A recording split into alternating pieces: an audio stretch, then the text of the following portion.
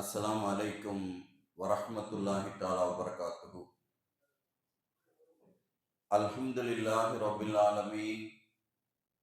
வஸ்ஸலாத்து வஸ்ஸலாமு அலா சய்யிதினா முஹம்மதின் வ அலா ஆலிஹி வ ஸஹ்பிஹி அஜ்மஈன். قال الله تعالى في القرآن العظيم والفرقان المجيد. أعوذ بالله من الشيطان الرجيم. بسم الله الرحمن الرحيم. وَلِلَّهِ عَلَى النَّاسِ حِجُّ الْبَيْتِ مَنِ اسْتَطَاعَ إِلَيْهِ سَبِيلًا. صدق الله مولانا العظيم. அன்பிற்கினிய பெருமக்களே, அல்லாஹ்வுடைய மாபெரும் பாக்கியம் பெற்றவர்கள் ஹஜ்ஜினுடைய கடமையை நிறைவேற்றக்கூடிய ஒரு வாய்ப்பு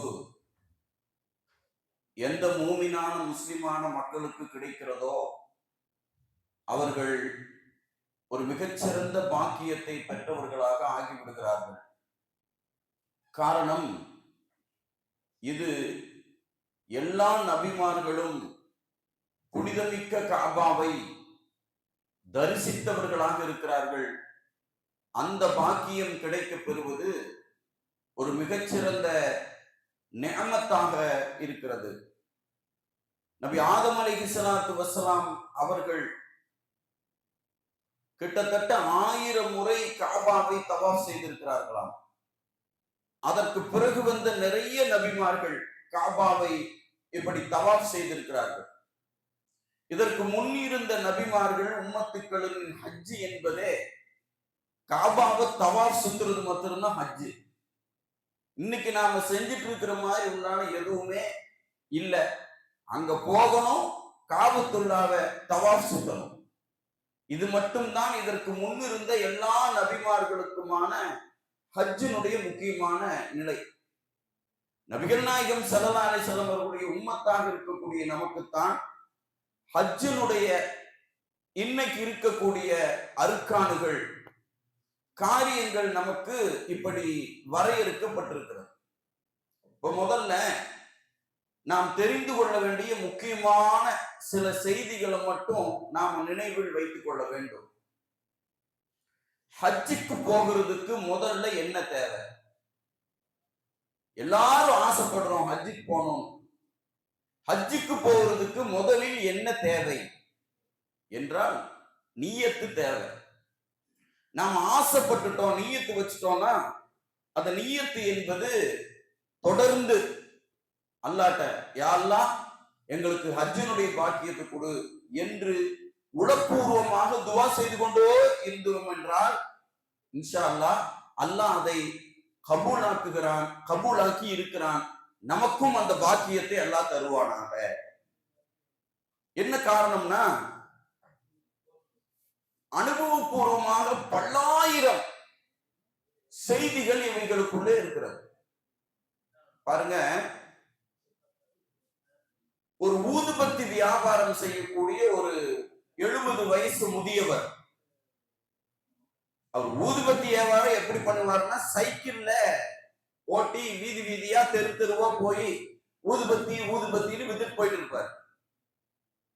தினசரி ஒரு 100 ரூபாய் 150 ரூபாய் அவருக்கு கிடைக்கும், அவ்வளவுதான். இத வச்சு அவருடைய ஜீவிதம். அப்ப மாசத்துக்கு ஒரு 4500 ரூபாய் 5000 ரூபாய் சைக்கிள் மிதிச்சு ஊதுபத்தி விற்கிற அவருக்கு. ஆனா அவருக்கு தீராத ஆசை ஹஜ்ஜுக்கு போகணும்னு. எப்ப பார்த்தாலும் ஹஜ்ஜுக்கு போகணும்னு துவா செஞ்சுட்டே இருப்பார். இந்த நிலையில் அவருடைய வருமானம்ங்கிறது ரொம்ப கம்மி. எவ்வளவு நாள் வருஷ கணக்கில் சேர்த்துனாலும் அதுக்குன்னு காசு சேராது, மிச்சம் பண்ணவே முடியாது. ஆனா எண்ணம், நீயத்து மட்டும் ஹஜ்ஜுக்கு போகணும், அல்லாஹ் அந்த பாக்கியை தருவான். இது மட்டும் அவருக்கு உறுதியா இருக்கு. வயசும் 70. இந்த நிலையில் ஒரு நாள் சைக்கிள்ல அவர் போயிட்டு இருக்கும் போது எதுக்கால ஒருத்தர் வர்றார். எதுக்கால வந்தவர் நில்லுங்கோன்னார். எதுக்கால வந்தவர் யாருன்னா, அவரு ஒரு கோயில்ல பூஜை செஞ்சுட்டு இருக்கிற ஒரு சாமியார். ஒரு அர்ச்சகர். அவர் பாட்டுக்கு விபூதி உத்தராட்சத கொட்டை எல்லாம் போட்டு அப்படி இருக்கக்கூடியவர் ஒரு சாமியாரு, கோயில் பூசாரி. நில்லுங்கோங்கிறாரு இவரு. இவர் எதுக்கால தொப்பியும் தாடியோட சைக்கிள்ல சரி ஊதுபத்தி வாங்கத்தான் நிறுத்துறாருன்னு சொல்லிட்டு நின்னதுமே, நீங்க மக்காக்கு போறீங்களான்னு அவர் கேட்கிறாரு இவர்கிட்ட. உடனே அவர் என்ன கேட்கிறாருன்னா, மக்காக்கு போறீங்களான்னு கேட்கிறாரு. நான்லாம் எப்படிங்க போக முடியும் சாமியார், அந்த அளவுக்கு வசதி இல்லை, நான் ரொம்ப ஏழை, ஆனா எனக்கு நியத்து இருக்கு. அப்ப அவர் சொன்னாரா, நான் ஹெல்ப் பண்றேன், நீங்க போறீங்களா அப்படின்னு கேட்டதுமே, என்ன ஹெல்ப் பண்ண போறாரு அவரு? இல்ல நான் ஹெல்ப் பண்றேன், நீங்க போறீங்களா என்னன்னு இவரு அவர்கிட்ட கேட்கும் போது அவர் சொல்றார், நான் ஒரு நாள் தூங்கிட்டு இருக்கும் போது உங்க அந்த மக்கா காபத்துள்ளாவ என் கனவுல பார்த்தேன், சாமியார் கனவுல நான் பார்த்தேன். அப்ப நான் சாதாரணமா விட்டுட்டேன். ரெண்டாவது நாள் பார்த்தேன், அதையும் சாதாரணமா விட்டுட்டேன். ஆனா அந்த காபத்துள்ளா நானும் ஒரு இந்து கோயில்ல சில வணக்கம் செய்யறவன், அதுக்கு பூஜை செய்யறவன், அந்த குருவா இருக்கிற என்னோட கனவுல தொடர்ந்து இது வந்துட்டே இருக்கு.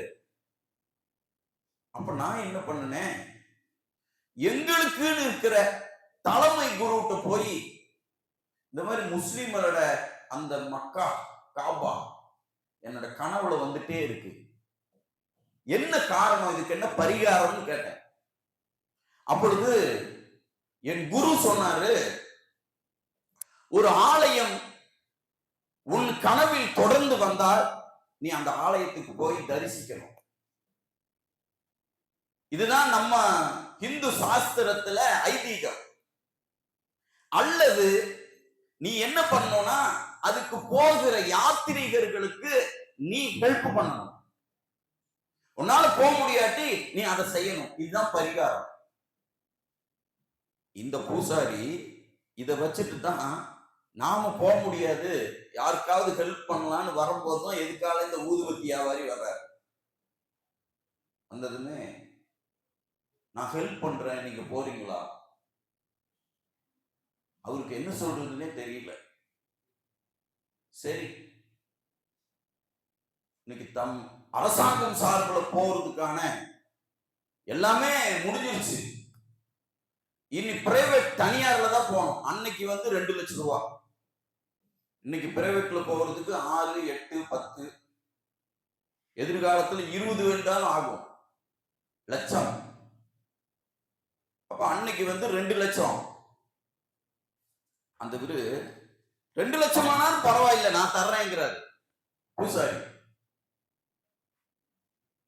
எனக்கு பரிகாரம், நான் ஆலயத்தை பார்த்துட்டேன், அந்த ஆலயத்துக்கு அல்லாஹ் கோயில் நான் பார்த்துட்டேன், கொடுக்குறேங்கிறார்.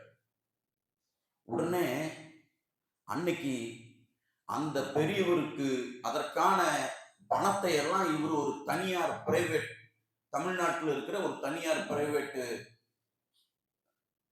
ஹஜ் சர்வீஸுக்கு பணத்தை கட்டுறார். இந்த நிகழ்வு நடந்தது அந்த சாமியாருடைய இந்த மயிலாடுதுறையில் இருக்கிற பெரிய மயிலை பெரிய சாமி அவருடைய சிஷியராக இருந்தவர் தான் இவரு. அந்த பகுதியில தான் இந்த நிகழ்வு நடக்குது. அதை வச்சு அவர் பணம் கட்டுறாரு, இவர் ஹஜ்ஜுக்கு போறாரு. இங்க நாம என்ன யோசிப்போம் அப்படின்னா, இந்து பணம் கொடுக்கலாமா, ஒரு பூசாரி பணத்துல போலாமா, இப்படி எல்லாம் தான் நம்ம மசாயில் சோதிக்கும். ஆனா இங்க நடந்தது என்னன்னா, அந்த ஏழையா இருக்கிறவருக்கு, தினக்கூலியா இருக்கிறவருடைய நியத்துக்கு என்ன ஏற்பட்டுருச்சு அப்படின்னு பார்க்கும்போது, ஏதோ ஒரு ரீதியில் அல்லாஹ் என்ன பண்ணிட்டான், அன்பளிப்பு கொடுக்க வச்சான். அதை கொண்டு அவர் ஹஜ்ஜுக்கு போயிட்டு வந்துட்டாரு. இஸ்லாமிய தமிழ்நாட்டில் இருக்கிற ஒரு பிரைவேட் ஹஜ் சர்வீஸின் மூலமாக அவர் அழைத்து செல்லப்பட்டு அவருக்கு அந்த நியத்து நிறைவேறிடுச்சு. இது பழைய காலத்து கதை இல்லை, தமிழ்நாட்டுல 2000க்கு பிறகு நடந்த ஒரு விஷயம் இது. எண்ணம், அத நீயத்தை வலுவா வச்சுட்டோம் அப்படின்னா அதுக்கப்புறம் ரெண்டாவது பொருளாதாரத்தை தருவது, பொருளாதாரத்துக்கான வழி எல்லாம் அல்லாஹ் ஏற்படுத்திடும். ஏதோ ரீதியில வலுவா நியத்து வச்சிருறது. இன்னொரு விஷயங்க, ஒரு இஸ்லாமியர் ஒரு மருத்துவமனையில ஒருத்தர் நர்சிங், ஒரு முஸ்லிம் நர்சிங் கொஞ்சம் கொஞ்சமா பணம் சேர்த்துறாரு, பணம் சேர்த்து வச்சிருக்காரு. இந்த கதைக்கு முன்னாடி சவுதியிலிருந்து ஹஜ்ஜ முடிச்சுட்டு ரிட்டர்ன் வரக்கூடியவர்கள் எல்லாம் ஜித்தா ஏர்போர்ட்ல விமானத்துக்கு வேண்டி வெயிட் பண்ணிட்டு இருக்கும்போது 2 பேர் உட்கார்ந்து இருக்காங்க பக்கத்துல. 2 பேர் பேசுறாங்க. ஒருத்தர் சொல்றார், எனக்கு இது 10வது ஹஜ்ஜு, நான் 10 தடவை ஹஜ்ஜுக்கு வந்திருக்கேன், இது எனக்கு 10வது ஹஜ்ஜுன்னு ஒருத்தர் சொல்றார். அவரு இன்னொருத்தர், நீங்க எத்தனை? நான் இப்பதான் ஃபர்ஸ்ட் ஹஜ்ஜு முடிச்சுட்டு நான் ரிட்டர்ன் போறேன். 2 பேரும் பேசும்போது இவர் சொல்றார், ஃபர்ஸ்ட் ஹஜ்ஜு கூட என்னோட நியத்துல அல்லாஹ் தந்ததுங்க. எப்படின்னு கேட்கிறார். அப்பதான் அவர் சொல்றாரு, நான் ஒரு பிரைவேட் முஸ்லிம் ஹாஸ்பிட்டல்ல, ஒரு முஸ்லிம் டாக்டருடைய ஹாஸ்பிட்டல்ல கம்பவுண்டரா நர்ஸா வேலை செய்றேன். அப்ப எனக்கு ஆசை, வரக்கூடிய சம்பளத்துல கொஞ்சம் கொஞ்சமா சேர்த்தி நான் ஒரு தொகை சேர்த்து வச்சுட்டேன் ஹஜ்ஜுக்கு போறதுக்கு. அதற்கான ஏற்பாட்டையும் செஞ்சுட்டேன், எழுதி போட்டேன், எனக்கும் சாங்ஷன் ஆயிடுச்சு, ஓகே. இந்த நிலைமையில எங்க ஆஸ்பத்திரிக்கு ஒரு ஏழ்மையான தாய் வருது, ஒரு பெண் வந்து, அதுக்கு பயங்கரமான கிட்னி சார்ந்த பெரிய பிரச்சனை வந்து டெஸ்ட் எல்லாம் எடுத்து பார்த்தபோது உடனடியாக அதுக்கு ஆப்ரேஷன் பண்ணணும், அதுக்கு ஒரு பெரிய செலவாகும். அவங்க ஒரே அழுகுறாங்க, என்ன பண்றது ஒண்ணுமே முடியலையே, உயிர் பிரச்சனைன்னு அவங்க அழுகுறாங்க. இதை பார்த்துட்டு எனக்கு அவங்க மேல ஒரு இறக்கம் வந்துருச்சு. நான் என்ன பண்ணனேன் அப்படி யோசனை, எனக்கு ராத்திரி வீட்டுக்கு போனதுமே எனக்கு தூக்கமே வரல. நம்ம ஹஜ்ஜுக்கு போகணும்னு பணத்தை வச்சிருக்கோம், நம்ம கண்ணு முன்னாடி ஒரு முஸ்லிம் ஏழை பெண்ணு நோயில துடிச்சுட்டு பணம் கட்ட முடியாம தவிக்குது. இவங்களுக்கு உதவி செய்யலாமான்னு என் மனசு சொல்லுது, இவங்களுக்கு ஹெல்ப் பண்ணிடலாமா இந்த பணத்தை, அப்ப ஹஜ்ஜுக்கு அது அப்புறம் பார்ப்போம் என்று என் மனம் சொன்னது. காலையில போய் நான் என்ன பண்ணிட்டேன்னா, என் காசை எடுத்துட்டு போய் அவங்கள்ட்ட, நீ கவலைப்படாதீங்க எல்லாம் நடக்கும்னு என் பணத்தை அவங்களுக்கு நான் கட்டிட்டேன். ஹாஸ்பிட்டல்ல அவங்களுக்கு ஆபரேஷன் நடந்து அவர்கள் சிகிச்சை பெற்று போயிட்டாங்க. என் மனசுக்கு ஒரு திருப்தி ஏற்பட்டு, மன திருப்தின்னு இருக்கலங்க, சில விஷயத்துல கிடைச்சிடும். மனசார ஒருத்தருக்கு ஒண்ணு கொடுத்துட்டோம்னா, அவங்க அது ஒரு ஏழை, ஒரு வாய்ச்சோறு கொடுக்கணும், அதை அவங்க பசியில சாப்பிடும் போது அதை பார்த்து ஒரு திருப்தி, இந்த மாதிரி அவருக்கு ஒரு திருப்தி ஏற்பட்டது. இவர் சொல்றாரு, ஹஜ்ஜுக்கு போறதை பத்தி அப்புறம் பார்த்துக்கலாம். பல வருஷம் குருவி மாதிரி சேர்த்து சேர்த்து வச்ச பணம் என்ன ஆச்சு? என் மருத்துவமனையினுடைய ஓனர், அவரும் டாக்டர், அவரும் அந்த வருஷம் ஹஜ்ஜுக்கு போறதுக்கு பிளான் பண்ணிட்டு அவர் என்ன பண்ணிட்டாருன்னா, தான் ஹஜ்ஜுக்கு போகும்போது தன் கூட ஒருத்தர் கூட்டிட்டு போகணும்னு சொல்லிட்டு 2 பேருக்கு பணத்தை கட்டிட்டு என்கிட்ட வந்துட்டார். இந்த வருஷம் ஹஜ்ஜுக்கு நான் போறேன், உன்னை கூட்டிட்டு போறதுக்கு பணத்தை கட்டியிருக்கேன். கேட்டதுமே எனக்கு இல்ல, நானும் அப்படி கண்ணுல தண்ணி வந்தது. அவர் ஏன் அப்படின்னு கேட்டார். இல்ல இல்ல, நான் இந்த மாதிரி வச்சிருந்தேன், இப்படி ஒண்ணு நடந்தது நம்ம ஆஸ்பத்திரியிலேயே இப்படித்தான் போது, அது நீ கட்டிய பணமா? பரவாயில்ல, அந்த முஸ்லீம் டாக்டர், நீ அந்த பணத்தை, உன் பணத்தை நீ ரிட்டர்ன் எடுத்துக்கோ, அந்த செலவு நம்மளோடதாவே இருக்கட்டும், ஹஜ்ஜுக்கு 2 பேருக்கு நான் பணம் கட்டிட்டேன், நாம் இருவரும் போவோம் என்று சொல்லி அப்படி கூட்டிட்டு வந்து, அப்படி நான் ஹஜ்ஜுக்கு வந்தேன். என்னோட நியத்து ஹஜ்ஜுக்கு போகணும்னு இருந்தது. அந்த இடத்துல இப்படி ஒரு நிகழ்வு நடந்தாலும் கூட இன்னைக்கு நான் ஹஜ்ஜை நிறைவேற்றிட்டு வந்து உட்கார்ந்துருக்கேன். என்னுடைய ஓனர் டாக்டரும் நானும் தான் வந்தோம் அப்படின்னு ஒரு 10 ஹஜ்ஜு செஞ்சவருக்கு சொன்னார். இதுவும் கூட இப்பொழுது நடந்தது. நாம் ஏன் சொல்றோம் அப்படின்னா, வலுவான நம்பிக்கை, அல்லாட்ட நீயத்து வச்சுட்டோம்னா நிச்சயமா என்ன நடந்துரும்? அது நடந்துரும். நீயத்தை வலுவாக வைப்போம், அல்லாஹ் கபூல் செய்வானாக.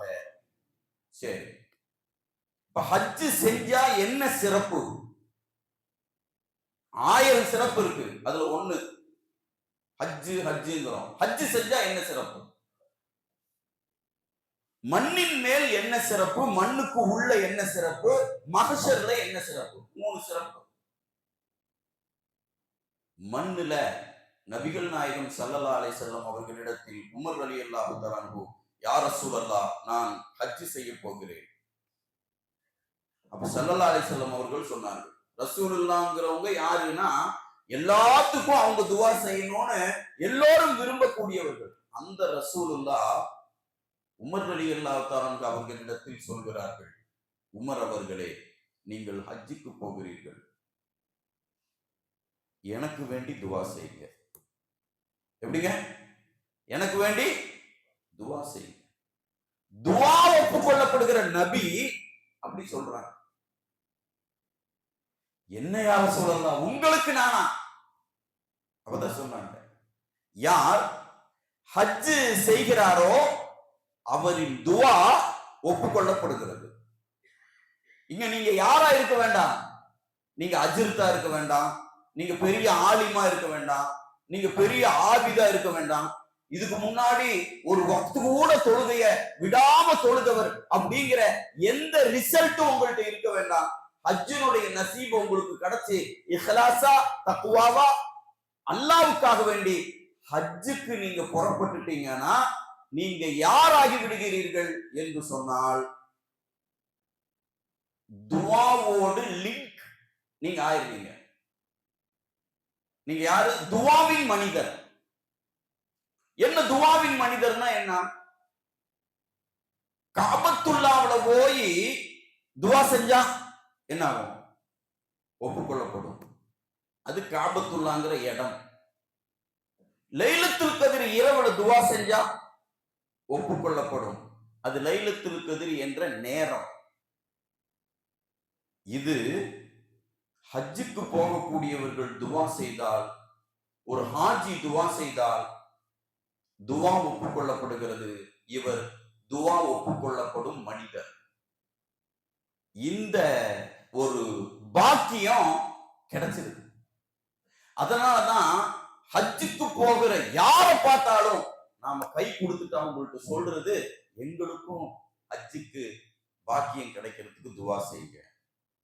அவருக்கு நாம சொல்றதே இதுதான். ஏன் அதை சொல்றோம்? அவர்கிட்ட நம்ம சொல்றது இதுதானே சொல்றோம். ஏன் அதை சொல்றோம்? உலகத்துல எந்த ஹாஜி ஹஜ்ஜுக்கு புறப்படும் போதும் இந்த வார்த்தையை சொல்லாம நாம கை கொடுத்து கையை எடுக்கிறது இல்ல பெரும்பாலும். ஏன்? அவரின் துவா ஒப்புக்கொள்ளப்படுகிறது. ஆக துவா ஒப்புக்கொள்ளப்படும் மனிதராக ஒருவர் ஆகுவதற்கான முக்கிய காரணங்களில் ஒன்று இந்த ஹஜ். அதனாலதான் ஹஜ்ஜுக்கு போறவங்களை வழி அனுப்புகிற நிகழ்வில் பங்கேற்றாலும், ஹஜ்ஜுக்கு போயிட்டு வர்றவங்களை வரவேற்றாலும் அவர்களுக்கு ஹஜ் நசீபாகி விடுகிறது. பெரும்பாலானவர்களுக்கு இதுவே நசீபாக்கப்பட்டிருக்கிறது. அவ்வளவு மேன்மை அவர்களின் நாவில் வருகிற துவா ஒப்புக்கொள்ளப்படும். அந்தஸ்து மண்ணுக்கு மேல, மண்ணுக்கு உள்ள. இவர் யார்? முன்கர் நக்கீரின் பார்வையில் இவர் இந்த அமல் செய்தவர், ஹஜ் செய்தவர், ஹஜ்ஜின் கிரிகையை நிறைவேற்றி அல்லாஹ்வின் அருளை பெற்றவர். தனி மதிப்பு கபூர் குழிக்குள்ள. மஹ்ஷர்ல சஃபன் சஃபா அணி அணியாக நிற்க வைக்கப்பட்டிருக்கிற அந்த தருணத்தில் இவர் யார்? இவரின் பாதம் காபாவை வலம் வந்த பாதம். இவரின் கரம் முல்தஸிம் காபாவின் கேட்டை, திரைச்சீலையை பிடித்த கேட்டு. இவரின் கண் காபாவை பார்த்த கண். இவரின் நாசி காபாவில் மோதிய காற்றை சுவாசித்த நாசி.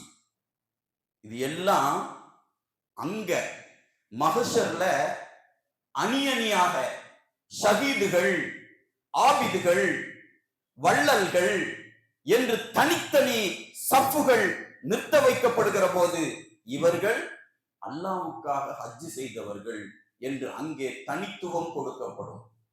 மண்ணில் துஆ ஒப்புக்கொள்ளப்படும் நாக்கு, மண்ணுக்கு அடியில் கபரில் முன்கர் நக்கீரிடமிருந்து சிறப்பு சலுகை, மஹ்ஷரிலே எல்லோரும் வியந்து பார்க்கக்கூடிய தனி மகத்துவ வரிசை ஹாஜிகளுக்கு அல்லாஹ் கொடுக்கிறான். என்னன்னா அல்லாஹ்வுக்காக வஅத்திமுல் ஹஜ்ஜ வல் உம்ரத லில்லாஹ், ஹஜ்ஜையும் உம்ராவையும் அல்லாஹ்க்குன்னு செஞ்சிட்டா அல்லாஹ் இதையெல்லாம் கொடுக்கிறான். ஹஜ் செய்தவர்களுக்கும் செய்பவர்களுக்கும் செய்ய இருக்கக்கூடியவர்களுக்கும் இந்த பாக்கியத்தை அல்லாஹ் நசீபாக்கி தருவானாக. சரி, ஹஜ்ஜுனா என்ன? ஹஜ் இஸ்லாத்தின் 5 கடமைகளில் ஒன்று. மற்ற 4 கடமைகள் எங்க வேண்டாலும் போய் செஞ்சுக்கலாம். முதல் கடமை கலிமா, தொழுக, நோன்பு, ஜக்காத். இது ஒரு முஸ்லிம் எங்கிருந்து வேண்டுமானாலும் ஈமான் கொள்ளலாம். தொழுகை எங்கிருந்து வேண்டாலும் தொழுகலாம். வீட்டுல தொழுகலாம், பள்ளியில தொழுகலாம், ஜமாத்து தொழுக வீட்லயும் தொழுகலாம், ஜும்மா தொழுக கூட வீட்டுல தொழுதுக்கலாம் 10 பேர் இருந்தா. ஏன்னா கொரோனா சமயத்தில் நிறைய பேர் வீட்டுல தான் ஜும்மாவே தொழுதோம், நிறைய பேர் பெருநா தொழுகையும் தொழுதோம். தொழுகையை எங்க வேண்டுமானாலும் தொழுகலாம். ஜக்காத்து எங்கிருந்து வேண்டாலும் கொடுக்கலாம், நோன்பு எங்கிருந்து வேண்டாலும் வைக்கலாம். ஹஜ்ஜுக்கும் இந்த 4 கடமைகளுக்கும் ஒரு வித்தியாசம். ஹஜ் என்பது அந்த இடத்துக்கு மட்டும் போய்த்தான் செய்யணும்.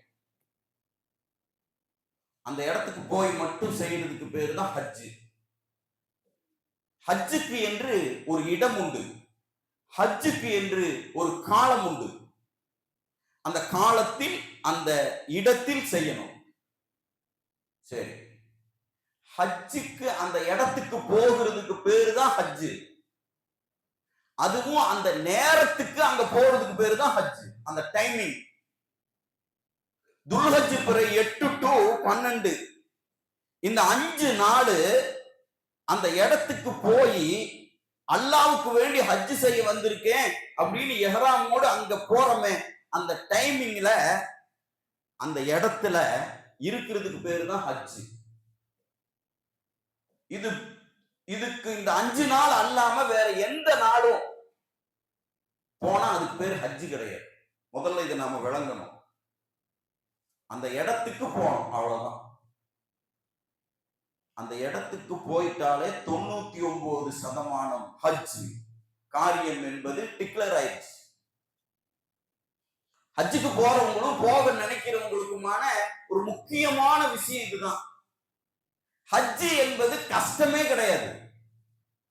ஹஜ் என்பது ரொம்ப பெரிய சிரமமானதல்ல. இது அதை ஓதணும், இதை ஓதணும், அதை மனப்பாடம் பண்ணணும், எதுவுமே கிடையாது. என்ட்ரி ஆகுறது, அவ்வளவுதான். அந்த மக்காவுல என்ட்ரி ஆயிடுறது அந்த நாள்ல. பிற 8 to 12 வரைக்கும் ஒரு 4 இடத்துல தங்குறது. இதுதான் அந்த என்ட்ரி. இந்த 4 இடத்துக்கு போகாம எல்லாத்தையும் மனப்பாடம் பண்ணிட்டு இங்கேயே உட்கார்ந்து ஓதிட்டு, ரியாத்துல உட்கார்ந்து ஓதிட்டு, வேற தமாமுல உட்கார்ந்து ஓதி, சவுதியில எங்க அந்த எல்லைக்குள் முதலில் மக்கா காபத்துல்லா அப்படிங்கிற இடம், 2வது மினாங்கிற இடம், அரஃபாங்கிற இடம், முஸ்தலிஃபாங்கிற இடம். இந்த இடங்களில் 8, 9, 10, 14, 8, 9, 10, 11, 12 மீறினா 13 இந்த நாளில் அங்க என்ட்ரி ஆகிறதுக்கு பெயர் ஹஜ். இதுதான் 99%. இதை விட லேசா நம்ம ஒண்ணுமே சொல்ல முடியாது. 1% தான் அங்க போய் என்ன ஓதணும், என்ன படிக்கணும், எப்படி இருக்கணும் அப்படிங்கிறதெல்லாம் ஒரே 1%. அந்த 1%ம் புதுசா ஏதாவது படிக்கணுமான ஒண்ணுமே படிக்க வேண்டாம். நாம் படித்தவைகளை அங்க போய் சொன்னா போதும், படிச்சது சொன்னா போதும். சரி, நமக்கு தெரிஞ்சதை அங்க சொல்லிட்டு நாம அந்த 5 நாள் அங்க இருந்துட்டு வந்தா போதும். ஹஜ்ஜி என்பது என்ன, உம்ரா என்பது என்ன? ஹஜ்ஜி என்பது அந்த துல்ஹஜ்ஜி பிறை 8 to 12 13 வரை குறிப்பிட்ட இந்த 4 இடங்களில் என்ட்ரி ஆகி அங்க போய் தங்கி அதற்கு என்று சொல்லப்பட்டிருக்கிற அமல்களில் ஈடுபடுவது, இதுதான் ஹஜ். இது யார் மேல கடமை?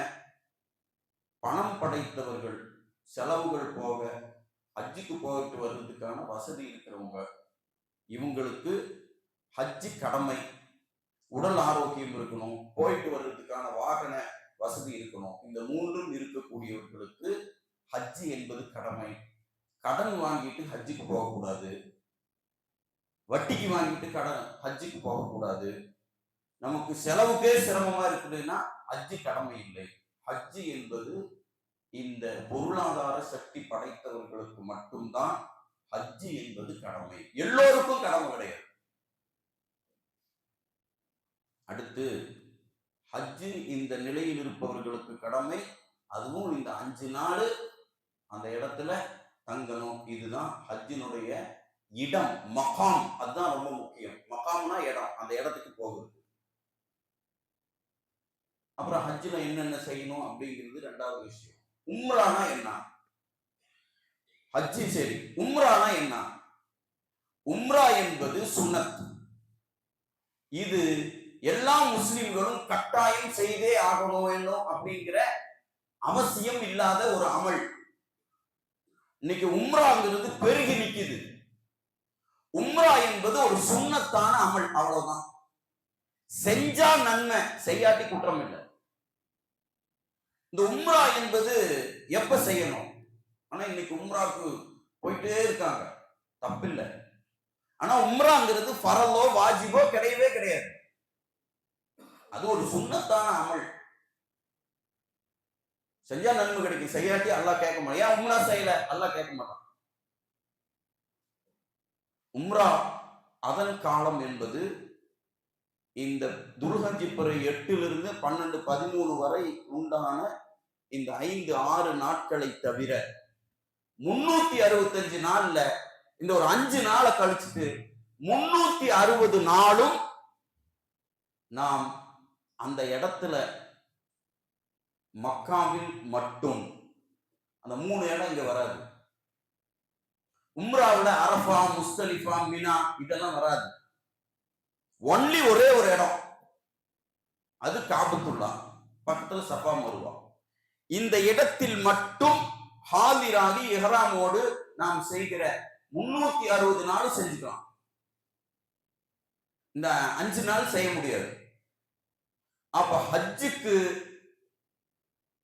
4 இடம், உம்ராவுக்கு ஒரே ஒரு இடம் காபத்துல்லா.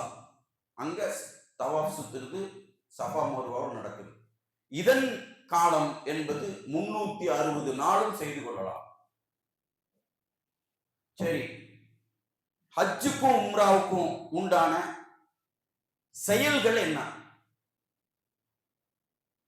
உம்ராக்கு இஹ்ராம் இருக்கும், உம்ராவுல தவாஃப் சுத்தணும், உம்ராவுல சை செய்யணும், உம்ராவுல நாம முடிய எடுத்துடணும். இந்த 4 விஷயம் தான் உம்ராவுல. அதுவும் மக்காவுல அந்த காபத்துல்லாவுல மட்டும்தான். இஹ்ராம் நியத்தை வச்சு இஹ்ராம் கட்டிக்கிட்டு, இஹ்ராம்ங்கிறது அந்த வெள்ளை உடை தெரியுமே, அதை கட்டிக்க வேண்டியது, அல்லாவுக்கு வேண்டி உம்ரா செய்யற நியத்து வைக்க வேண்டியது, 7 தடவை தவாஃப் சுத்த வேண்டியது, மக்காம் இப்ராஹிம் 2 ரக்காத் தொழ வேண்டியது, ஜம்ஜம் தண்ணி குடிக்க வேண்டியது, பக்கத்திலேயே மண்டபம் மாதிரி இன்னைக்கு இருக்கிற அந்த சஃபா மருவாவுல தொங்கோட்ட ஓட வேண்டியது, முடிய மொட்டை அடிக்க வேண்டியது அல்லது கத்தரித்து முடியை குறைத்துக் கொள்ள வேண்டியது. இதோட உம்ரா முடிஞ்சிச்சு. ரொம்ப லேசு. இது கூட்டம் இல்லாம இருந்ததுன்னா ஒரு 1 மணி நேரம் 1.5 மணி நேரத்துல செஞ்சு முடிச்சிடலாம். கூட்டம் அதிகமா இருந்தா 2 மணி நேரம் 3 மணி நேரம் எல்லாம் ஆகும், அவ்வளவுதான். இதுதான் உம்ரா. இது சுன்னத்து. 360 நாளும் செஞ்சுக்கலாம். பெண்களுக்கு இஹ்ராம் உடை என்பது அவங்க உடுத்திருக்கிற உடை மட்டும்தான் இஹ்ராம் உடை. என்ன உடை கொடுத்தாங்களோ அதுதான். ஹஜ்ஜுக்கு இதே மாதிரி இஹ்ராம் கட்டணும், தவாஃப் சுத்தணும், சஃபா மருவாவில் நடக்கணும், மினாங்கிற இடத்துல தங்கணும், அரஃபாங்கிற இடத்துல தங்கணும், முஸ்தலிஃபாங்கிற இடத்துல தங்கி கல் எடுக்கணும், மினாவுல நாம 3 நாள் சைத்தானுக்கு கல்லெறியணும், நாம குர்பான் கொடுக்கணும், முடிவு எடுத்துக்கணும். இந்த காரியம் தான் ஹஜ். அவ்வளவுதான், இவ்வளவுதாங்க. இது ஒரு பெரிய பாரதூரமான விஷயம் எல்லாம் ஒண்ணும் இல்லை. அப்ப ஹஜ்ஜில உம்ராவுல நாம பெரிய துவாவெல்லாம் படிக்கணுமே என்ன? ஒண்ணும் இல்லை. ஒரு 4-5 விஷயங்களை நமக்கு தெரிஞ்சதை மட்டும் புதுசா புக்கா எடுத்து நாம பார்க்க வேண்டாம். 5 விஷயம் நமக்கு தெரிஞ்சது, அதை மட்டும் நினைவுல வச்சுக்கணும். அது என்ன? 5 விஷயம் மனப்பாடம் பண்ண வேண்டியது. அதிகபட்சமா நமக்கு தெரிஞ்ச சூறாக்கள் இருக்க, அந்த சூறாவை நாம ஒண்ணு ரிப்பீட் பண்ணிக்கணும், அவ்வளவுதான். 5 விஷயத்தை மனப்பாடம் பண்ண வேண்டியது.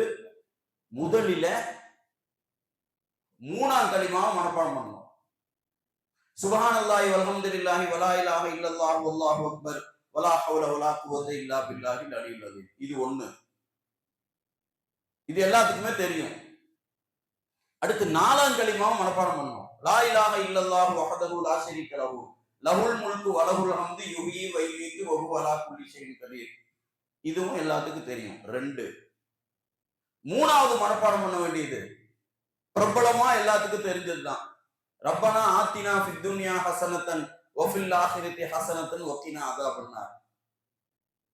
அது வேணுமானா வ அத்கில்னல் ஜன்னத மஅல் அப்ரார் யா அஸீஸ் யா கஃபார் யா ரப்பல் ஆலமீன். தெரிஞ்சா சேர்த்துக்கலாம், இல்லாட்டி வ கினா அஸாபன்னாரோட போதும். 3. 4வது ரப்பனா லலம்னா அன்ஃபுஸனா வ இல்லம் தக்ஃபிர் லனா வ தர்ஹம்னா லனகூனன்ன மினல் காசிரீன். அவ்வளவுதான். 5வது எல்லா இடத்துலையும் நாம சொல்ல வேண்டிய ஸலவாத், அல்லாஹும்ம ஸல்லி அலா சய்யிதனா முஹம்மதின் வ அலா ஆலி சய்யிதனா முஹம்மதின் வ பாரிக் வ ஸல்லிம் அலைஹி. அவ்வளவுதான். இந்த 5 விஷயம் இருந்தா உம்ராவுக்கும் இது போதும், ஹஜ்ஜுக்கும் இது போதும். வேற எதுவுமே நமக்கு தேவையில்லை. சரி, ஒவ்வொரு தவாஃபுலையும் தனித்தனி துவா புக்கில் இருக்கு, அது நமக்கு தெரிஞ்சா ஓதிக்கலாம், தெரியலையா கவலைப்பட வேண்டியதில்லை. உலகத்தில் இன்னைக்கும் 90% ஹாஜிகள் உம்ராவிலையும் ஹஜ்ஜிலையும் தவாஃப்ல அதிகமா எதான் ஓதிட்டு இருக்காங்க?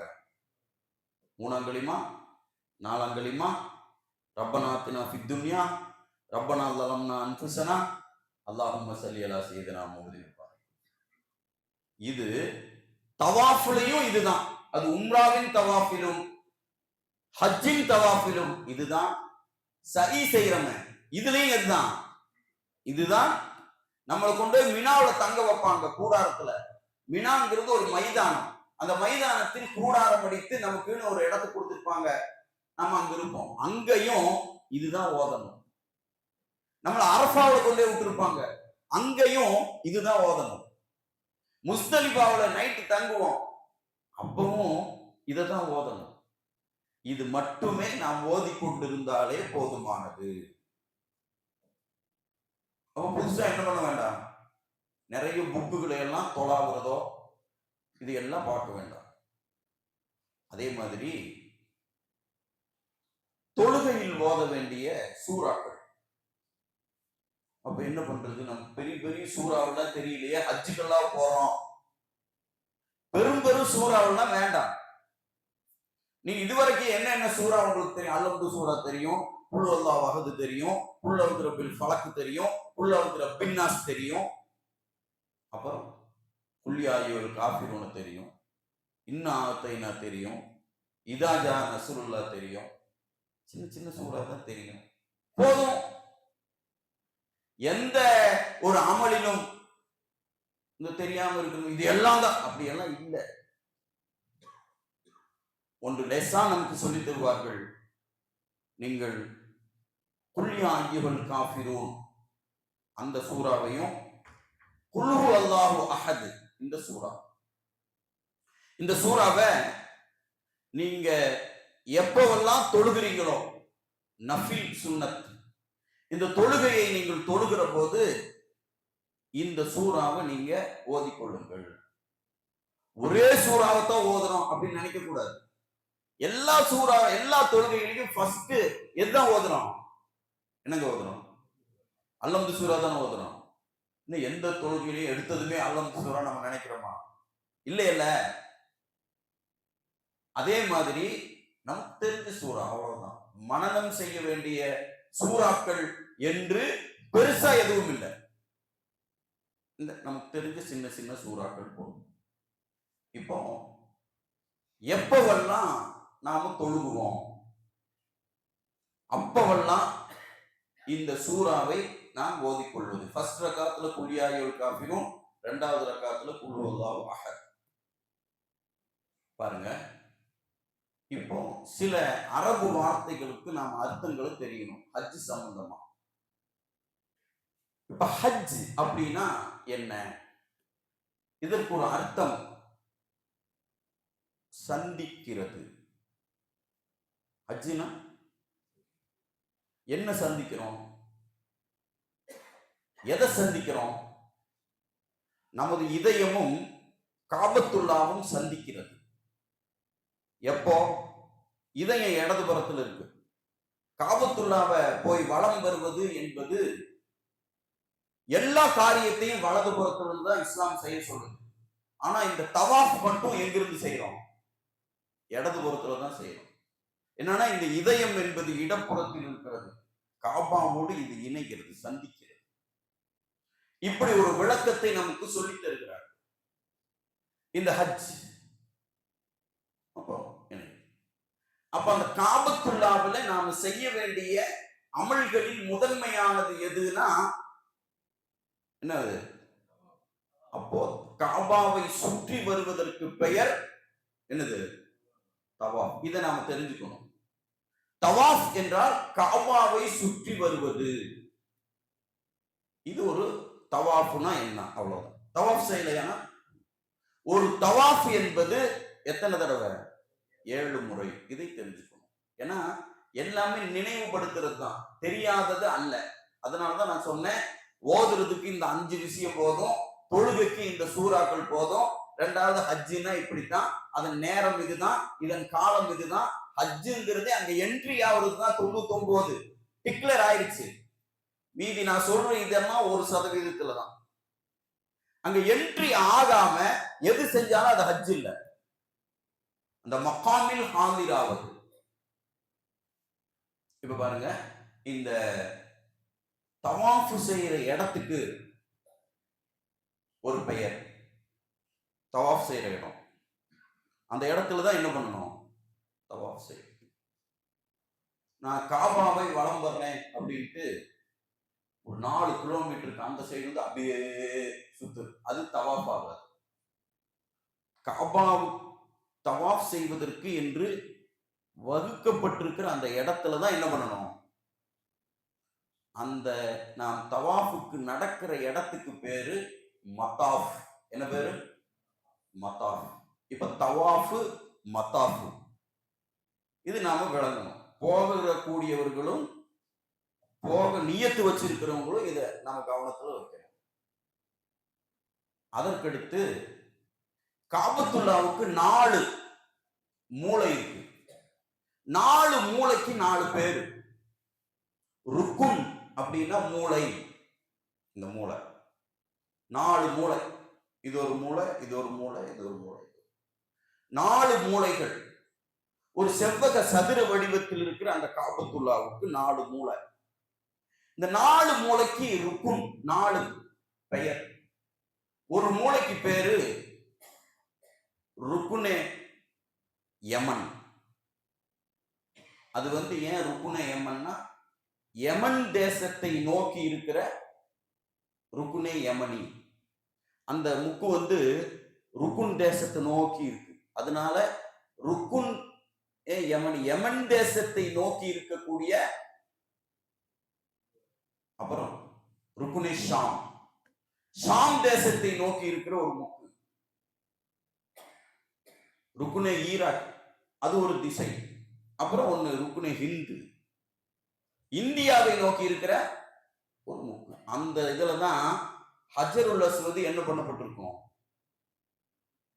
வைக்கப்பட்டிருக்கும். இப்ப நாமெல்லாம் எந்த திசையை நோக்கி தொழுதுட்டு இருக்கோம்னா காபாவை நோக்கி, அதுவும் ஹஜருல் அஸ்வது கல்லு பதிய வைக்கப்பட்டிருக்கிற திசையை நோக்கி நாம் தொழுது கொண்டிருக்கிறோம்.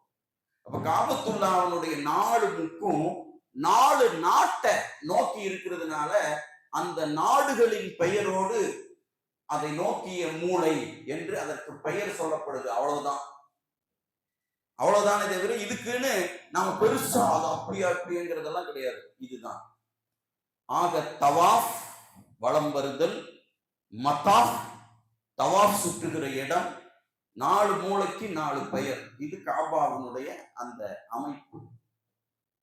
அதற்கடுத்து ஒரு ஓரத்துல திண்டு மாதிரி ஒண்ணு கட்டி விட்டு இருப்பாங்க, அது ஹத்தி. அதுக்குள்ள போய் என்ன பண்ண முடியாது? தொழுக முடியாது. அது அவ்வளவுதான். அதற்கடுத்து காபாவின் கேட்டுக்கு பெயர் முல்தசிம். என்ன பேரு? முல்தசிம். காபாவின் கேட்டுக்கு பெயர்.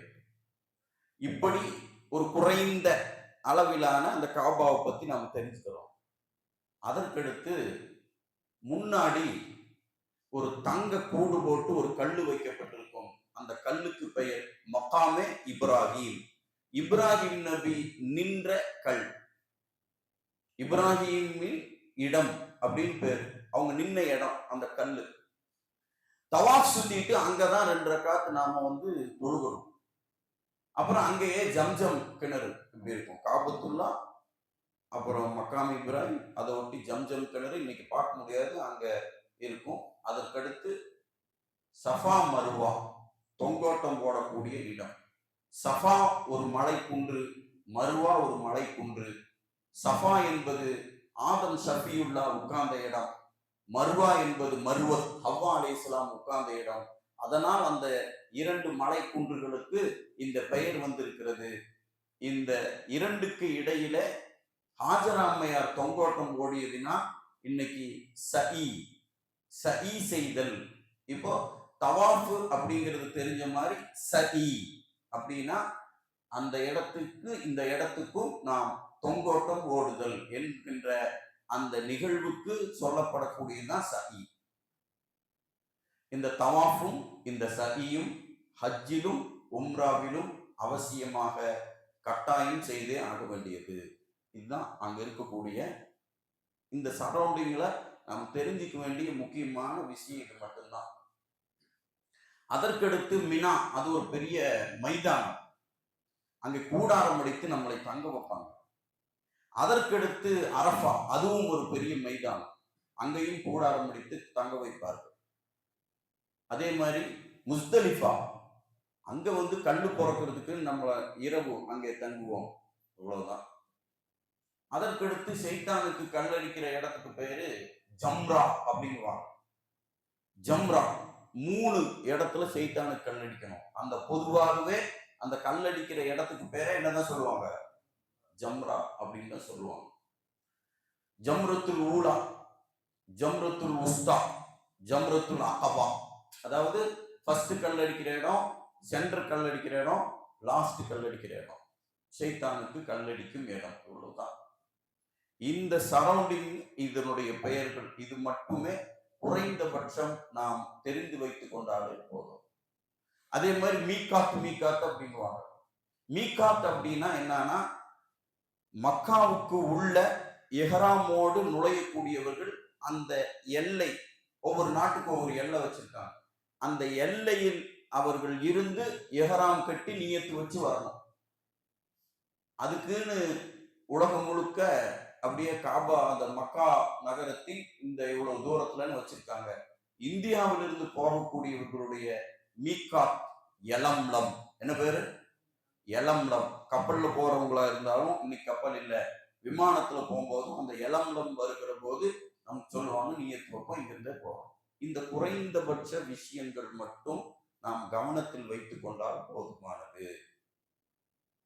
நிறைய படிக்கிறது, நிறைய முகாம்கள்ல போய் நிறைய விஷயத்தை கேட்கறது, இதுவெல்லாம் நமக்கு ஒரு கன்ஃபியூஸை ஏற்படுத்தும்.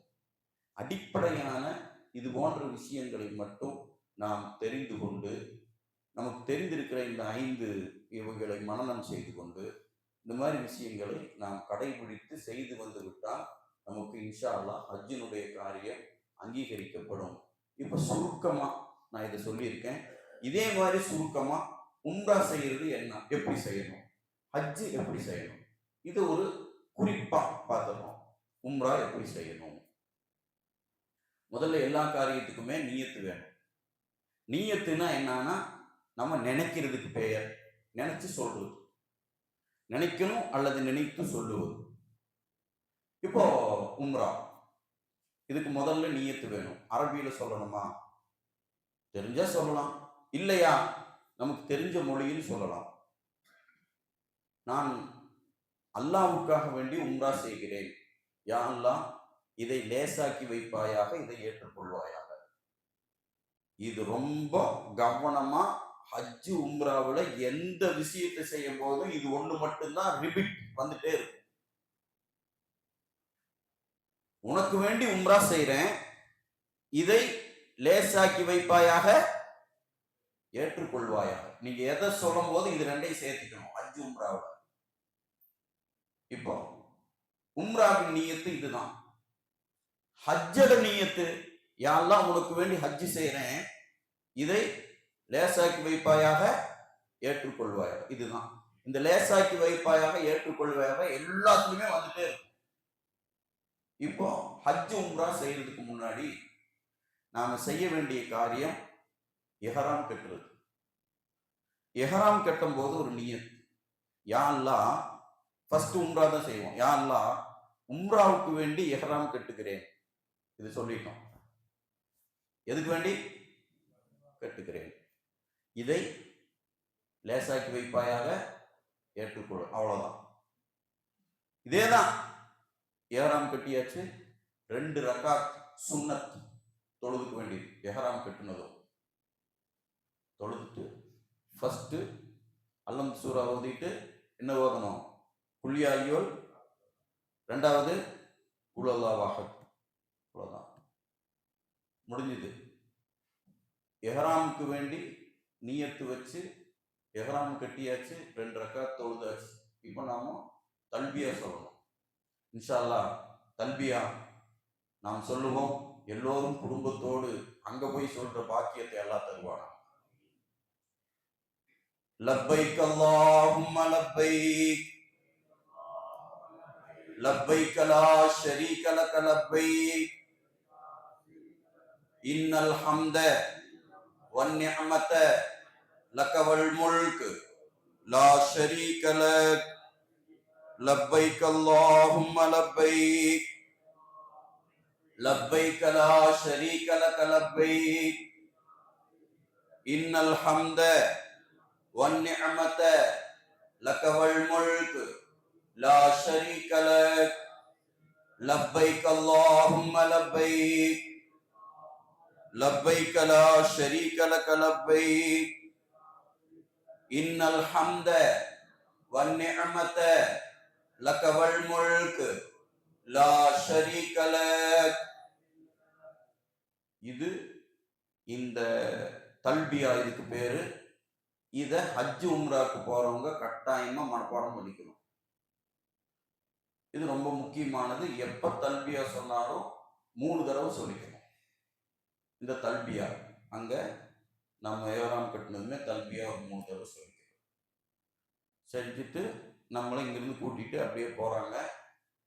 இஹ்ராம் என்று நாம் கட்டியதற்கு பிறகு நாம் முடி வெட்டுவது, நகம் வெட்டுவது, அதே மாதிரி தாம்பத்தியத்தில் ஈடுபடுவது என்று நமக்கு சில செயல்கள் ஹராமாக்கப்படுகிறது என்ற காரணத்தினால்தான் இந்த உடை உடுத்துறதுக்கு பேரு இது ஹராமாக்கப்பட்ட உடை. இஹ்ராம்னால என்னது? ஹராமாக்கப்பட்ட. இது உடுத்திட்டா அதையெல்லாம் செய்யக்கூடாது. மேலதிக விவரங்கள் இன்ஷா அல்லாஹ் உங்களுக்கு நீங்க போக போக உங்களுக்கு சொல்லி தருவார். நேரத்தின் அருமையை கருதி சுருக்கமா இப்ப தல்பியா சொல்லிட்டோம். நம்மளை கூட்டிட்டு போறாங்க. போனதுமே காபத்துல்லா ஃபர்ஸ்ட் எடுத்ததுமே காபாவை பார்க்குறோம். காபாவை பார்த்ததும் மனசுக்கு ஒரு சந்தோஷம். முதல்ல என்ன பண்ணோம்னா, காபாவை பார்த்தவுடன் கேட்கும் துவா ஒப்புக்கொள்ளப்படும். அந்த இடத்துல யா அல்லாஹ் நபி ஸல்லல்லாஹு அலைஹி வஸல்லம் எதையெல்லாம் கேட்டார்களோ அதையெல்லாம் தருவாயாக. எப்படி கேட்கணும்? ரசூலுல்லாஹ் எதையெல்லாம் கேட்டாங்களோ அதையெல்லாம் தருவாயாக அப்படின்னு கேட்டுட்டு, என் வாழ்க்கையில, என் குடும்பத்துல, என் சம்பந்தப்பட்ட எல்லா காரியத்திலையும் நீ ஹைர நிலைநிறுத்துவாயா. அவ்வளவு பார்த்ததுமே என்ன இருக்கு வேற அது இது நல்லா கேட்டிருந்தா உனதுமே உம்ராவுடைய அப்போ முடிஞ்சதுமே காபா பார்த்து துவா கேட்டதும் போறோம். ஃபர்ஸ்ட் எடுத்ததுமே என்ன செஞ்சிருவோம்? தவாஃப். எதுக்கான தவாஃப்? உம்ரானு தவாஃப். இப்போ ஹஜருல் அஸ்வத் நேர்கோட்டில் வந்து நின்றுட்டு பிஸ்மில்லாஹி அல்லாஹு அக்பர் அந்த இடத்துல அங்க நாம ஒரு நியத்து வைக்கிறோம். யா அல்லாஹ், உம்ராவின் தவாஃபை செய்கிறேன், இதை லேசாக்கி வைப்பாயாக, ஏற்றுக்கொள்வாயாக. அவ்வளவுதான். எப்படிங்க? இதுதான் நியத்து. அப்படியே சுத்தி வரும். ஒரு சுத்து வந்ததுமே ஹஜருல் அஸ்வத் பார்த்து பிஸ்மில்லாஹி அல்லாஹ் இப்படி 7 தடவை சுத்திட்டு வந்தாச்சு. உடனே 2 ரக்காத் அங்க தொழுகிறோம். அந்த தொழுகையில ஃபர்ஸ்ட் ரக்காத்துல குல்யாரியோல் காஃபிரும், 2வது ரக்காத்துல குல்ஹுவல்லாஹ். அதற்கடுத்து ஜம்ஜம் தண்ணி குடிக்கிறோம். ஜம்ஜம் தண்ணி குடிக்கும் போது நாம ஒரு நியத்து, அது மாவுன் ஷிஃபா, ஷிஃபாவுனுடைய ஜம்ஜம் தண்ணீர். நாம நல்ல நியத்துகளோடு அந்த ஜம்ஜம் தண்ணியை நாம் ஆனந்தத்தோடு குடிக்கணும். குடிச்சு முடிச்சுட்டு அப்படியே வந்து சஃபா மருவா, சஃபாவில் ஆரம்பிக்கிறோம். அங்க நியத்து, யா அல்லாஹ் உம்ராவுனுடைய சஃபாவை, உம்ராவுனுடைய சஹியை நான் செய்கிறேன், இதை உனக்காக செய்கிறேன், இதை நீ என்ன பண்ணு, லேசாக்கிவை, ஏற்றுக்கொள். அப்படியே இங்கிருந்து அங்க 1, அங்கிருந்து இங்க, இப்படியே ஒரு 7 முடிஞ்சதுமே நாம வெளியே வந்துட்டு முடியை மொட்டை அடிக்கிறோம் அல்லது முடியை கத்திரிக்கிறோம், முடியை குறைத்துக் கொள்கிறோம். பெண்களுக்கு கீழே இருக்கிற நுனியை மாத்திரம் வெட்டி விட்டா போதும். அவ்வளவுதான், உம்ரா முடிந்து விட்டது. இதுக்கு மேல அந்த அந்த ஒவ்வொரு சுத்துலையும் 3ஆங்கலிமா 4ஆங்கலிமா ரப்பனா ஆத்தினா ஓதிக்க வேண்டியது. சஃபா மருவாவில் நடக்கும்போது இதே மாதிரி நம்ம ஓதிக்க வேண்டியது. அவ்வளவுதான். முடித்ததற்கு பிறகு நாம் காபாவுடைய அந்த 7 சுத்து முடிஞ்சதுக்கு அப்புறமும், சஃபா மருவாவுடைய 7 இது முடிஞ்சதுக்கு அப்புறமும், நாம் முடிவெட்டுவதற்கு முன்னால் நாம் அந்த இடத்துல என்ன என்ன துவாவை நம்மளால கேட்க முடியுமோ எல்லாத்தையும் கேட்டுட்டே இருக்கிறது. கவலைப்படாம அதிகமா கேட்கணும். எப்படி கேட்டுக்கொண்டு நான் முடிய வெட்டிட்டானா எஹ்ராமுடைய கலைஞ்சு நார்மல் ட்ரெஸ்க்கு வந்துடலாம். இவ்வளவு தாங்க உம்ரா. இது குழு குழுவா போகணும்னு இல்லை, தனித்தனியாகவும் போகணும், நம்ம செஞ்சுக்கலாம். அதை ஒரு தடவை 2 தடவை செஞ்சதுமே நமக்கு இப்படி ஆயிடும். இதே செயல் தான் ஹஜ்ஜில் வரும். பிறகு 8ல் நம்மளை கூப்பிட்டு எஹ்ராம் உடைய கெட்ட சொல்லுவாங்க. அப்பவும் யா அல்லாஹ் ஹஜ்ஜுக்கு வேண்டிய எஹ்ராம் கட்டுகிறேன், இதை நீ லேசாக்கி வைப்பாயாக, ஏற்றுக்கொள்வாயாக. 2 ரக்காத்து தொழுகுவோம். ஃபர்ஸ்ட் ரக்காத்துல குல்யாரியோல் காஃபிரும், 2வது ரக்காத்துல குல்ஹுவல்லாஹ் ஓதி முடிச்சதுக்கு பிறகு நம்மளை மினாவில் கொண்டு போய் விட்டுருவாங்க. மினாவில் எந்த அமலும் இல்லை. பிறகு 8ல் ஒண்ணுமே இல்லை. 5 நேரம் தொழுக வேண்டியது. இதே மாதிரி நம்ம சொன்ன 3ஆங்கலிமா 4ஆங்கலிமா ரப்பனா ஆத்தினா, ரசூலுல்லாஹ் மேல ஸலவாத்து, இஸ்திக்ஃபாரு, முடிஞ்சா சுப்ஹானல்லாஹ் அல்ஹம்துலில்லாஹ் அல்லாஹ் அக்பர், என்னென்ன திக்ர் ஓத முடியுமோ உட்கார்ந்து ஓதிட்டே இருக்க வேண்டியது. குர்ஆன் ஓத தெரிந்தவர்கள் குர்ஆன் ஓத வேண்டியது. 5 நேரம் தொழுகிறோம். அவ்வளவுதான் எஹ்ராம் உடையோட. பிறகு 9 நம்மளை கொண்டு அரஃபாவில் விட்டுருவாங்க. அரஃபாவிலையும் எந்த அமலும் இல்லை, அந்த கூடாரத்தில் இருப்போம். அவ்வளவுதான். இதே 3ஆங்கலிமா 4ஆங்கலிமா ரப்பனா ஆத்தினா ரப்பனா லலம்னா ஸலவாத்து ஓத வேண்டியது. குர்ஆன் ஓத முடிஞ்சா. அதுக்கப்புறம் அசர் டு மக்ரிப் நம்மளை அங்க வந்து துவாவின் நேரம், எல்லாம் துவா கேட்டே இருப்பாங்க. நம்மளும் துவா கேட்கணும். எவ்வளவு துவா கேட்க முடியுமோ அவ்வளவு கேட்கணும். ஹஜ்ஜு அப்படிங்கிறதே அல் ஹஜ்ஜு வல் அரஃபா, அரஃபாவில் தங்குறது தான் ஹஜ்ஜின்னு ஸல்லல்லாஹு அலைஹி வஸல்லம் சொன்னாங்க. அந்த தங்கி அப்படியே நாம துவா கேட்டே இருக்கணும். நம்ம மக்ரிப் ஆனதுமே அங்க தொழுகாம நம்ம அங்கிருந்து நம்ம கூட்டிட்டு முஸ்தலிஃபாக்கு போவாங்க. நைட்டு எவ்வளவு நேரம் ஆனாலும் அங்க போய்தான் நம்ம மக்ரிப் இஷாவையும் சேர்த்து தொழுவோம். அது 2 மணி ஆனாலும் 3 மணி ஆனாலும். மக்ரிப் வக்து வந்து அங்க தொழுகாம நம்ம கூட்டிட்டு போயிடுவாங்க. முஸ்தலிஃபாங்கிற இடத்துக்கு போனதுக்கு அப்புறம் அங்க நம்ம சேர்த்து தொழுதுட்டு அங்க தூங்குவோம். அது கூடாரமெல்லாம் இருக்காது. ஒரு விரிப்பு பிடிச்சி நம்ம தூங்குவோம், அங்கே கல் எடுப்போம். 3 நாளைக்கு நாம் சைத்தான கல் எடுக்கக்கூடிய கற்களை நாம் எடுத்துக்குவோம். ஃபர்ஸ்ட் நாள் ஒரு சைத்தானுக்கு மட்டும்தான் கல் அடிக்கிறது, அடுத்த நாள் அப்படி 21 கல் அப்படின்னு எடுத்து நாம் இது பண்ணி வச்சிருக்கோம். முஸ்தலிஃபா விடிஞ்சதுமே அங்கேயும் ஓதுறது அது இதுன்றதெல்லாம் இதே போகும். அங்கிருந்து கூட்டிட்டு நம்மளை அப்படியே ரெண்டாவதும் மினா முஸ்தலிஃபாவில் விடிஞ்சதும் பிற 10க்கு அப்படியே ஃபர்ஸ்ட் சைத்தானுக்கு மட்டும் ஜம்ரத்துல் ஊலா அங்க மட்டும் 7 கல் அடிச்சுட்டு அப்படியே வாய்ப்பு இருந்தா அப்படியே போய் காபத்துல்லாவில் போய் தவாஃபு சஹி. அப்போ தவாஃப் செய்யும் போதும் ஹஜ்ஜுக்கு வேண்டி தவாஃப் செய்கிறேன், சஹி செய்யும் போதும் ஹஜ்ஜுக்கு வேண்டி சஹி செய்கிறேன் எல்லாம் முடிச்சுட்டு அப்படியே என்ன பண்ணுவாங்கன்னா, அங்கே குர்பான் கொடுத்துட்டாங்க அப்படின்னு தெரிஞ்சதுமே நாம் முடியை வெட்டிடுவோம், எகராம களைஞ்சிடுவோம், நார்மல் ட்ரெஸ்க்கு வந்துடுவோம், ஹஜ்ஜு முடிஞ்சிருச்சு. இவ்வளோதான். அந்த ரெண்டாவது 11 அன்னைக்கு கூடாரத்துலேருந்து எழுந்திரிச்சு நம்ம போய் அங்கே அறிவிப்பு சொல்லிகிட்டே இருப்பாங்க. ஃபர்ஸ்ட் சைத்தானுக்கு 7, ரெண்டாவது சைத்தானுக்கு 7, மூணாவது சைத்தானுக்கு 7ன்னு கல் அடிச்சுட்டு கூடாரத்துக்கு வந்துடுவோம். 12 அன்னைக்கு அதே மாதிரி அடிச்சுட்டு கூடாரத்துக்கு போகிறவங்க போவாங்க, அல்லது துருவா நமக்குன்னு தங்கி இருக்கிற இடத்துக்கு நம்மளை கொண்டு விட்டுருவாங்க. ஹஜ்ஜு முடிஞ்சிருச்சு, நார்மல், அவ்வளோதான். இவ்வளவுதான். இதுல நம்ம பெரிய பெரிய கூட்டம் இருக்கும், அந்த கூட்டத்துல நம்ம கொஞ்சம் அப்படி இப்படி போயிட்டு வரக்கூடிய இது இருக்கும். எண்ணம் தூய்மையாகவும் இறை அச்சத்தோடும் அல்லாஹ்வுக்கு வேண்டி நாம் செய்கிறோம் என்ற நிலைப்பாடுகளும் இவைகளை நாம் செய்து கொண்டே இருந்தோம் என்று சொன்னால் இதுதான் ஹஜ்ஜு. மீதி இருக்கிற மற்ற நாட்கள் எல்லாம் அங்கு இருக்கும்போது குர்ஆன் ஓத தெரிந்தவர்கள் குர்ஆன் ஓதிக்கொள்வது, திக்ர்கள் செய்து கொள்ள வேண்டியது. ஹஜ்ஜில் இறைவனை துதித்தல் இருக்க வேண்டும், இறைவனிடத்தில் பாவ மன்னிப்பு கேட்குதல் இஸ்திக்ஃபார் இருக்க வேண்டும், இறைவனிடத்தில் துவா கேட்குதல் இருக்க வேண்டும். இந்த 3ம் தொடர்ந்து எல்லா நாளும் இருந்துட்டே இருக்கணும்.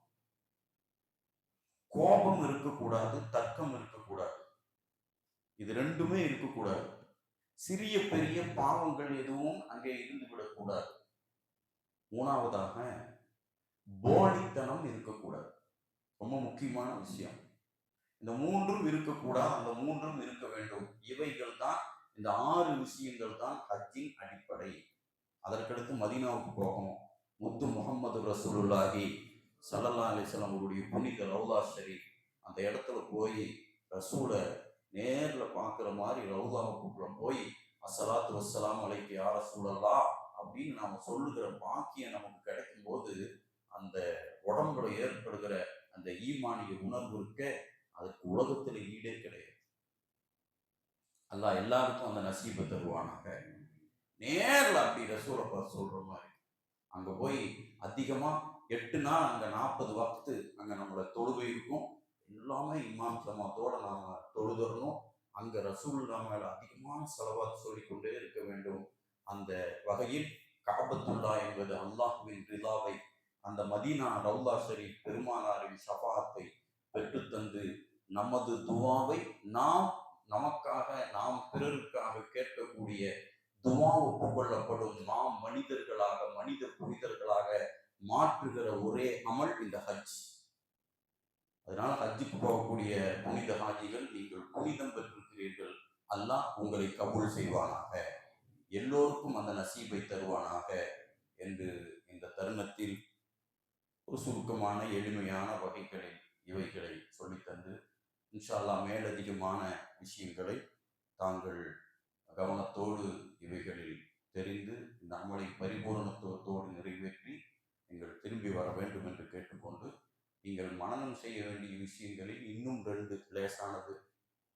இந்த துவா, பிரயாண துவா, சுபஹானல்லதி சஹர் லனா ஹாதா வமா குன்னா லஹு முக்ரினீன் வ இன்னா இலா ரப்பினா லமுன்கலிபூன். இது பிஸ்மில்லாஹி தவக்கல்து அலல்லாஹ் லா ஹவ்ல வலா குவத்த. ஏன்னா வீட்டிலிருந்து புறப்பட்டதுலேருந்து உங்களுக்கு பிரயாணமே தான் இருக்கும். அப்போ எல்லா பக்கமும் இதை நீங்கள் ஓதிக்கொள்ள வேண்டும். அதற்கடுத்து அங்கே எல்லா பக்கத்துலேயும் ஜனாசா இருக்கும். அதனால ஜனாசாவுடைய அந்த தொழுகை முறையை சுருக்கமாக நம்ம கவனத்தில் வச்சுக்கணும். ஜனாசா தொழுகை, அது ஆணு பெண்ணு குழந்தை ஜனாசா தொழுகையில் கண்டிப்பாக இருக்கும். அப்போ நாம் என்ன பண்ணணும்? இந்த மையத்துக்காக வேண்டி துவா செய்தவனாக நான் அல்லாவுக்காக வேண்டி தொழுகிறேன், தக்பீர் கட்டணும். தக்பீர் கட்டணும், சனா ஓதணும். என்ன ஓதணும்? சுபஹானக்கல்லாஹும்ம வபிஹம்திக. அடுத்து ரெண்டாவது தக்பீர்ல தரூதே இப்ராஹிம், அல்லாஹும்ம ஸல்லி அலா சய்யிதினா முஹம்மதின் வ அலா ஆலி சய்யிதினா முஹம்மதின் கமா ஸல்லைத அலா இப்ராஹிம். மூணாவது நிறைய பேருக்கு பெருசா இருக்கும், ஒன்னே ஒன்று, அல்லாஹும்ம ஃபிர் லஹு வர்ஹம்ஹு. என்ன சொன்ன போதும்? ரொம்ப எல்லாமே நான் லேசா சொல்றேன். அல்லாஹும்ம ஃபிர் லஹு. அதே அல்லாஹும்ம ஃபிர் லஹு வர்ஹம்ஹு பிரஹ்மதிக யா அர்ஹமர் ராஹிமீன். இதே பெண் மையத்தா இருந்ததுன்னு வைங்க, இந்த ஹூவ ஹாவா கேட்கும்.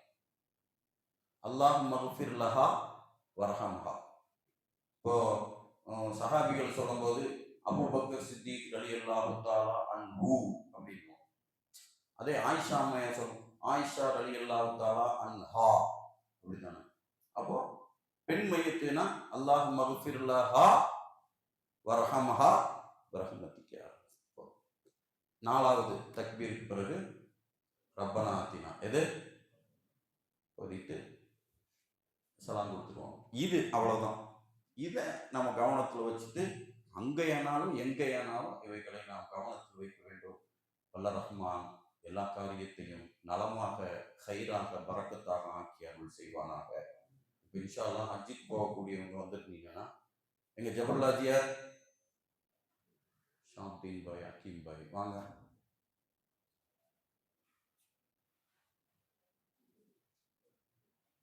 யார் இருக்கா? நம்ம நிர்வாக பெருமக்கள் யார் இருக்கா?